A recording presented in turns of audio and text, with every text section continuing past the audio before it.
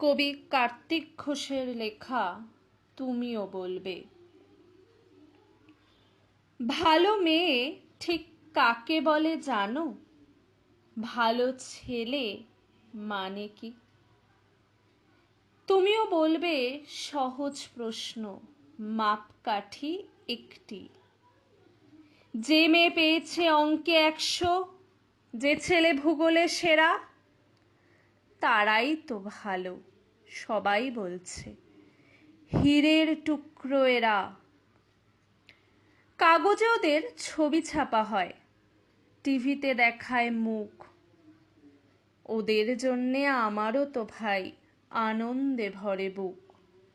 তবু কেন জানো তোমাকে বলছি, দেখে শুনে পাই ভয়। শুধু এত এত নম্বর পেলে কি ভালো ছেলে মেয়ে হয়? আচ্ছা ধরো না, যে মেয়ে পেয়েছে অঙ্কে অনেক কম, তার গান শুনে মুগ্ধ সবাই, হাততালি হরদম। ওই যে ছেলেটা পাশ করে গেছে, এবারেও টেনে টুনে, বলতে কি ভাই আমরা অবাক ওর আবৃত্তি শুনে। নাটকেও তার নেশা আছে খুব, পরের বিপদে ছোটে। পাড়ার তিন্নি বাংলায় নাকি 30 পেয়েছে মোটে। কিন্তু মেয়েটা খেলাধুলোতে 10খানা গায়ে নামি। সত্যি বলো তো, তুমিও বলবে ওরা নয় কেউ দামি?